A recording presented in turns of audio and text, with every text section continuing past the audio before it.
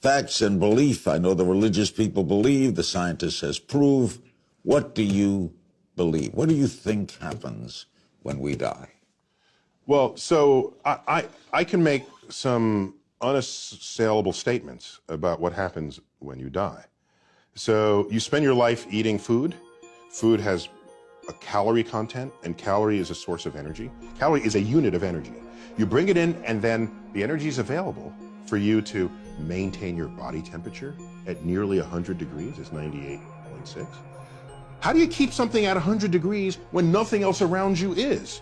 You're burning energy to sustain that. Because biologically, we need to be at that temperature to function, okay? You also need energy to walk and to move. That's why you eat food. The moment you die, what happens? You don't maintain the energy. Your temperature drops. How far does it drop? To room temperature. At a funeral, in the casket, if you touch the hand of the person in the casket, your first thought is, the body's cold. No, it's not. It's room temperature. But it's cold compared to 100 degrees. They're no longer burning this energy. Okay, so now, every one of your molecules has energy within it. If you get cremated, that energy gets released in the form of heat. And you heat the air, and that air radiates to space. You get buried, which is how I want my body to be disposed of. Bury me. Bury me. Because you know why? I don't want the energy content of my body to just get radiated out into space of no use to anybody. Put me in the ground. Let the worms, microbes come in and out of my body. And the energy content of my body that I had assembled over my lifetime, consuming the flora and fauna of this earth, my body then returns to them. And thus is the cycle of life.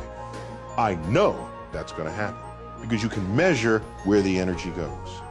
And that's how I want to go out. But you're not conscious, and that's for eternity, right? Yeah, there's no evidence that I have any consciousness of anything. And by the way, is that so weird?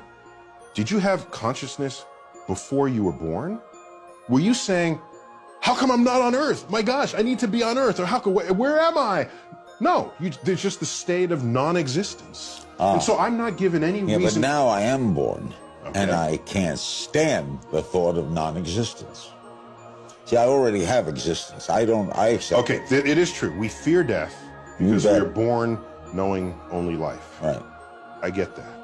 However, I take another view, because I've been asked, if you could live forever, would you? Yes. Okay, we're done on the interview. Finish the sentence. Yes. No, okay, sure, that's an attractive idea. But the way I look at it is the knowledge that I'm going to die that creates the focus that I bring to being alive. The urgency of accomplishment. The need to express love. Now, not later. If we live forever, why ever even get out of bed at night? Because you always have tomorrow. That's not the kind of life I want to lead.